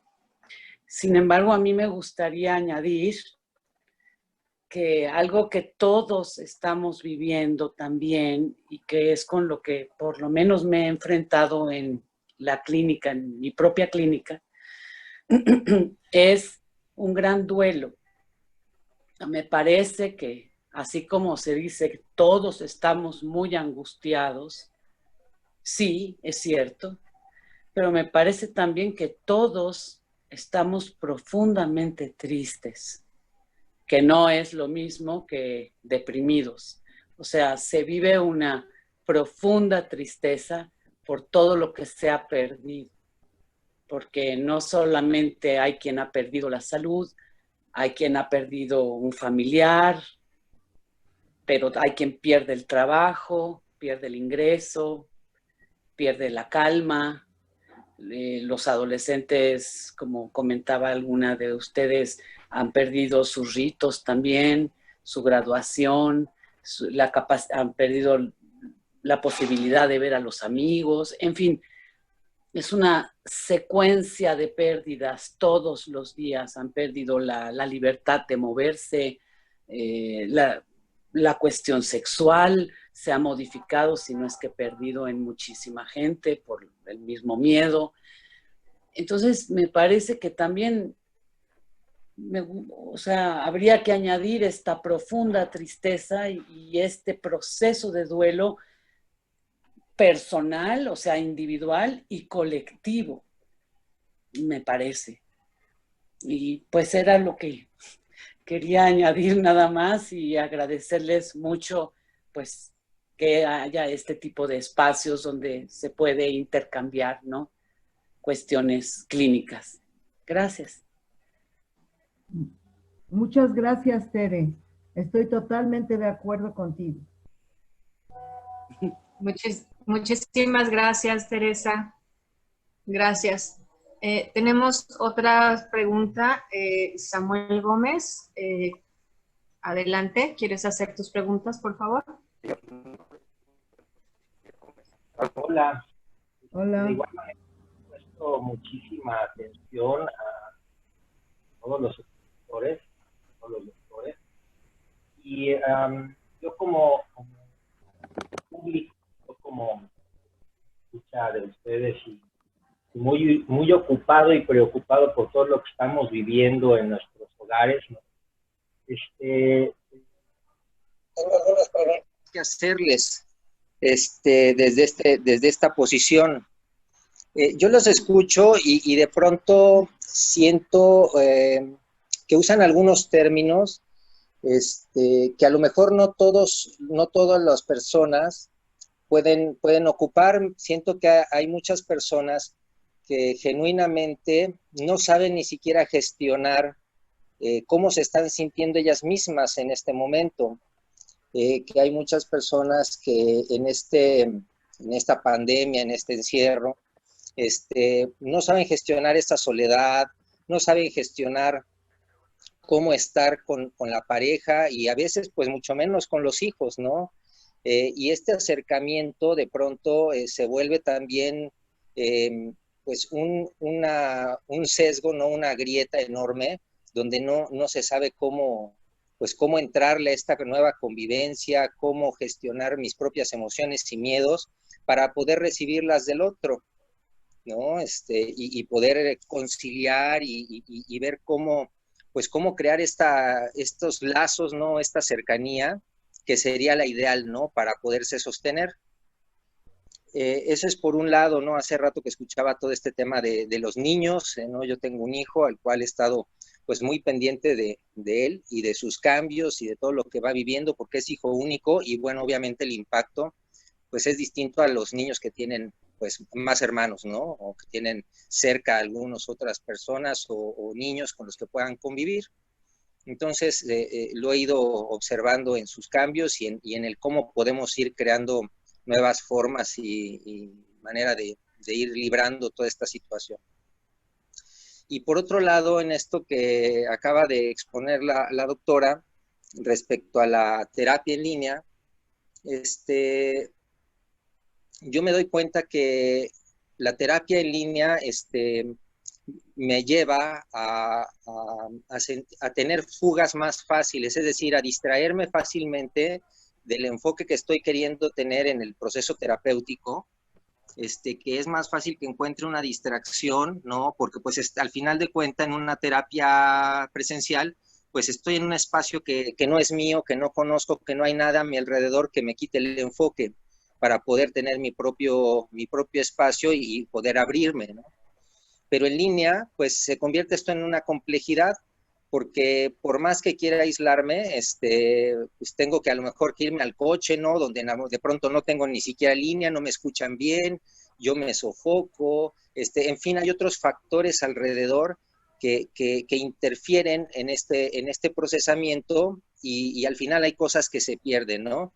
Se pierden partes de la observación que puede hacer el terapeuta cuando me ve, en mis gestos, en mis expresiones, si hay buena luz o hay mala luz, pues ya se perdió algo, y en fin, ¿no? Es como que muy fácil tener este desenfoque para el procesamiento. Entonces, a mí me gustaría escuchar si para ustedes como terapeutas, como psicólogos, como psiquiatras, sienten también esto o perciben o se pierden de algo en estos procesos que están teniendo en una sesión. Esas serían mis dos preguntas o mis dos inquietudes. Hola, ¿puedo contestar, Mari Carmen? Dar una opinión, Mari Carmen? Claro, por supuesto, María Luisa, adelante. Gracias, Samuel. Gracias, Samuel. Samuel, tú estás hablando específicamente, o usted está hablando específicamente en relación a su posición como paciente, ¿no? Entonces, lo cual es bastante válido. Yo les voy a usted y a los demás a expresar la experiencia que me han transmitido mis pacientes en línea. Uno de ellos, como no toleraba la presencia ya de sus familiares, lo que decidió es salir a caminar a la calle y además no nos estábamos viendo, era nada más por teléfono, nada más la voz. Y esta persona salía a caminar y de esta manera se concentraba para platicar conmigo. Yo esperaría que todos nosotros, los profesionales de esto, estuviéramos al pendiente como si estuviéramos en el consultorio con nuestro paciente. Yo creo que eso es lo que siempre sucedería. O sea, simplemente seguir lo que se puede de la técnica dentro de una llamada telefónica. Esa es una persona. Otra persona hacía lo que usted dice, se iba a su coche y se estacionaba unas cuadras lejanas y ahí es donde me llamaba. Hay otra persona que definitivamente se encierra en una habitación de su casa y pone en la puerta no molestar y se comunica conmigo por FaceTime. Yo la veo y ella me ve. Y así son, cada paciente va a tener su manera de lidiar con esta situación. Por ejemplo, a una terapeuta que yo supervisaba, su adolescente, que por cierto los adolescentes sufren específicamente más porque ellos lo que necesitan es salirse de casa y alejarse de su familia como parte del proceso adolescente, y resulta que no pueden. Pero este chico que tenía su sesión con su terapeuta, no conmigo, y tenía un espacio muy reducido, se subía a la azotea de su edificio. Y en la azotea de su edificio hablaba con su terapeuta. De tal manera que es simplemente tener conciencia de que es una situación distinta a la cual hay que adecuarnos, pero que tenemos que focalizarnos en lo que estamos haciendo. Es una opinión.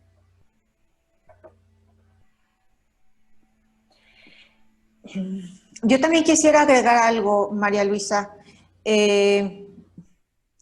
Yo tengo pues alrededor de 12 años dando terapia online. Y lo que puedo decir es que mi experiencia como terapeuta presencial y terapeuta online es casi igual. Cuando el paciente está involucrado en su propio proceso, no importa en dónde esté, se procura un espacio. Sí. Por ejemplo, tengo un paciente que, bueno, ahorita por el confinamiento y todo, tuvo que regresar a casa de su mamá. No sé exactamente cómo esté la configuración de la casa, pero parece que no hay demasiada privacidad. Entonces él lo que hace es poner su bocina, la pone en la puerta y pone música en donde hablen mucho, pero a un volumen moderado, de tal manera que se oiga una especie de cuchicheo y la mamá no pueda escuchar exactamente lo que está diciendo.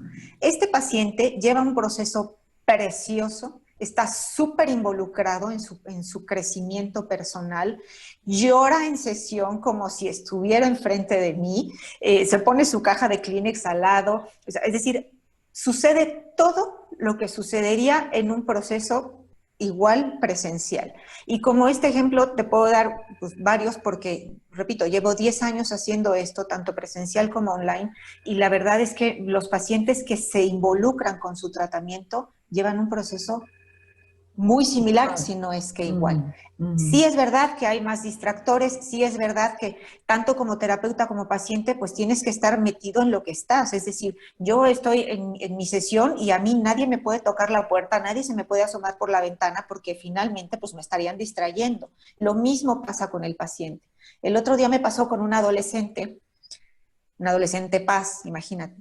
Estaba por fin explayándose y diciendo y despepitando de todo y de repente se oye la voz de la mamá que estaba oyendo su sesión. Escuchó algo que dijo la niña en su terapia, la regañó por lo que me estaba diciendo y me fastidió el resto de la sesión.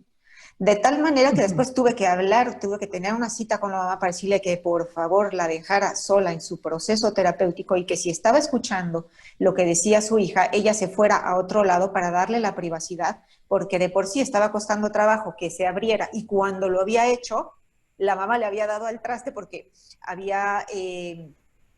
la había regañado por algo que estaba diciendo la chica en su proceso, ¿no? Entonces sí nos enfrentamos a este tipo de cosas, pero al final de cuentas, cuando estás involucrado en tu proceso, cuando los padres de tu adolescente les interesa que su adolescente esté bien, van a poner todos los medios posibles. Tengo otra señora que vive en una casa que está a medio construir, se nota porque se ven los ladrillos atrás, ¿no? Y entonces ella se encierra y le dice al hijo, vete por las tortillas, vete por el pan, o ve a dónde te vas porque voy a tener mi sesión. Y tiene su espacio con su sesión ahí, a su buen entender y como ella puede, pero se involucra en su proceso. Aquí ciertamente no hay muy buena luz por las circunstancias y las características en las que vive, pero al final de cuentas se alcanza a percibir todo, ¿no? Y el estado de ánimo también se percibe. Entonces, yo les diría que no le tengan miedo a la terapia online, porque finalmente es posible y sí se logran procesos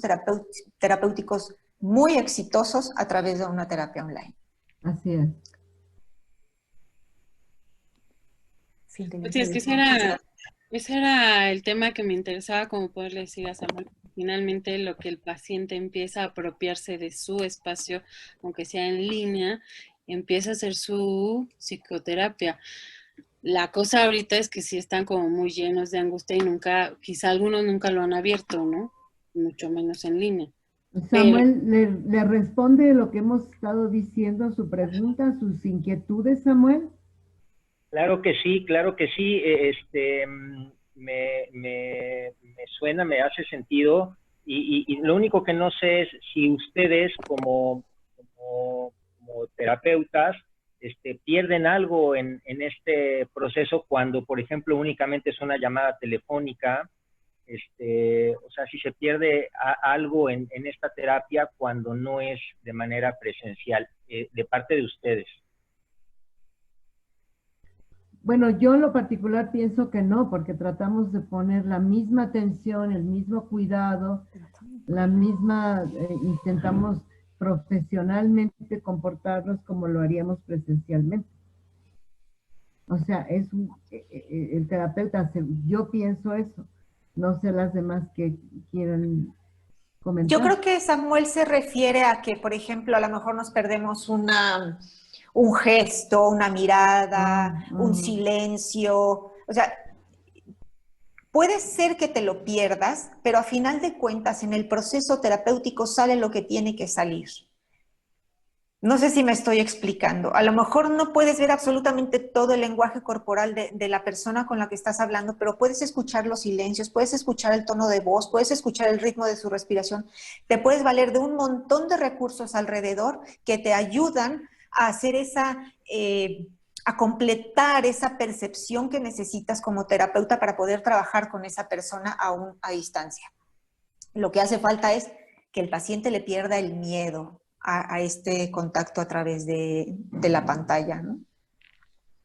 Claro, sí lo entiendo muy bien.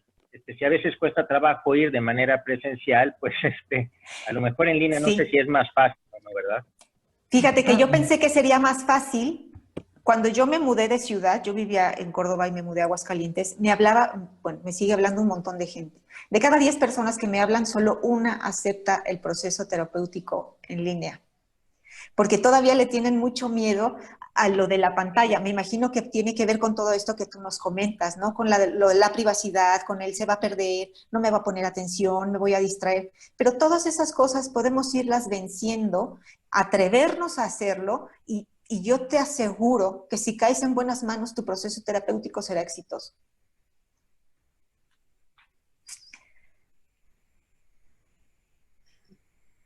Muchísimas gracias. Muchísimas gracias. Mari Carmen, ¿alguien más? No tengo... Hasta ahorita no tengo. No sé si alguien quiera hacer alguna otra pregunta para alguno de nuestros ponentes.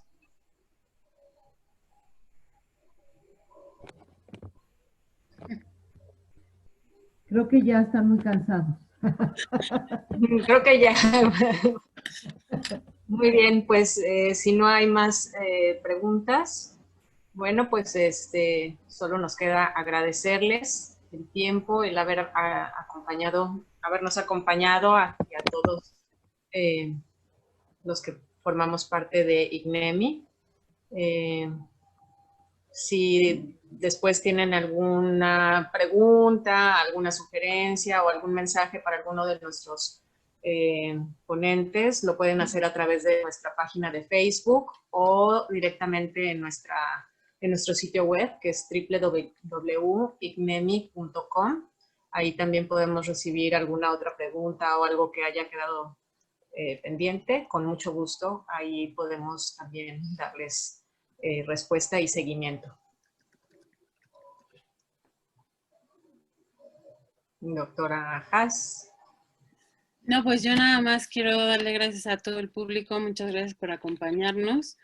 Y lo que decía Mari Carmen, si tienen algún comentario, etcétera, nos pueden escribir ya sea en el mail, que es icnemi.mx@gmail.com, o pueden ver la página donde también nos pueden dejar algún mensaje es www.icnemi.com, o bien en Facebook, que es Icnemi. Y muchas gracias a todos y muchas gracias, y los podemos ver en septiembre, que va a haber otra entrevista a Berta Parra respecto a su tema, que lo puede ya anunciar. Los esperamos, es el 26 de septiembre. Sí. Es el último sábado de septiembre. Vamos a hablar sobre las personas altamente sensibles, que es un tema muy poco conocido todavía, hoy en día, tras 30 años de estudios e investigaciones. Vamos a hablar sobre qué es una persona altamente sensible, si es un don, una condena o un reto. Los esperamos con mucho gusto. Gracias a todos. Muchas gracias. Gracias a todos. Muchas gracias. Chao. Chao. Hasta luego. Hasta luego.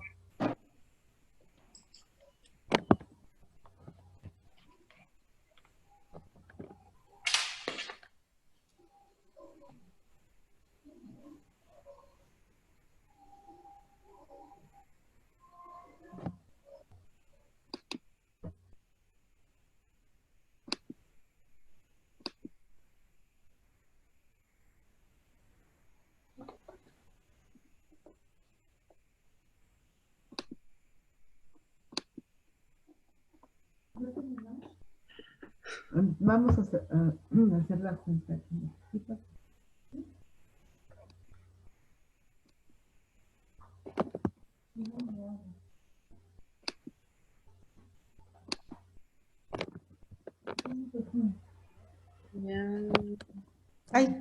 Ya nada más. ¿Ya? Pero se nos fue Gerardo. Gerardo. Ay, ¿por qué quiero decir Samuel? Porque estaba junto a Gerardo. Dice, me despido, voy a ver algunas cosas de mi mamá. Okay. Lo que pasa es que su problema fue con su mamá, por lo que no podía participar, porque ayer en la noche tuvo un problema grave y mejor fue acompañarla. Pues ojalá. Mira, pero qué bueno que sí se pudo conectar, porque la parte de la psiquiatría es muy, bueno, es muy interesante. Y la parte de medicamentos es importante, sí. Oye, Berta, mi hermano dice que preguntó que yo medio tetamente. No te pregunté. Que si luego me lo mandas y te lo contesto. ¿Qué le mando? Deja hallarlo donde lo dijo, porque aquí me lo puso Jerónimo. ¿Él me quería preguntar algo? Sí, cuando estabas hablando dijo, nosotros decidimos tomar una alternativa con la educación de nuestro hijo de 5 años. Muchos días nos da temor que no hayamos tomado la mayor decisión y quisimos enfocarnos en clases particulares y rutinas en casa, pero siempre escuchamos opiniones distintas. ¿Puedo compartir eso? Y ya le dije que lo podía compartir después y decía que estaba como en un ruideral enorme. Entonces, si quieres, te mando su teléfono y tú le echas. Okay. Ajá. Sí, o sea, él decidió hacer homeschooling. Pues es que estaba el escuincle también y que había tanto desmadre. Entonces había demasiado ruido. ¿Pero qué alternativa tomó? La de homeschooling. ¿Y cuál de todos tus hermanos fue? Jerónimo. Okay. Que te va a llegar Virip, pero se llama Jerónimo. Entre él y yo es Virip. Ok. Voy a decir hola, Virip. Birip, birip. No le vas a decir porque me asesina. Pues si quieres, dale tú mi teléfono a Birip. A Birip alias Jerónimo. Ya.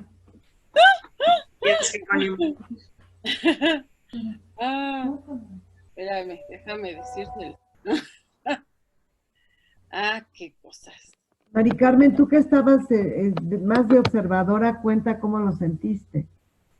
Muy bien, la verdad es que estuvo muy bien. Me tuve que saltar algunas preguntas, ya no les dije porque ya estaban contestadas, entonces iba a ser como repetitivo o como que no estábamos poniendo atención o teníamos déficit de atención y estábamos preguntando algo que ya se dijo. Entonces dije no. Entonces por eso lo que ya estaba contestado ya lo iba saltando. Muy bien. Pero estuvo muy bien, la verdad es que estuvo muy bien, bastante bien. Y sí han puesto comentarios de felicidades, temas muy interesantes. Sí. Yo lo que veo es que nuestra comunidad es 80% psi. Sí, bueno, de muchos no eran, ¿eh? La mitad era un chingamadral de mi familia. Pero, por ejemplo, había varios alumnos míos. Eso está bien. Yo, amigas mías entraron 6. Hasta Rocío. De mí eran como 4, pero no son psicólogos. Ajá. Es de un paciente. Bueno, no importa, ellos van a poder comunicarles a los demás. Sí. Yo creo que tenemos que empezar a buscar un modo de dirigirlo al mundo. Al mundo exterior. El mundo no psi. Para que no se quieran poner a hablarnos de Lacan. Sí, estuvo muy Exacto. bueno.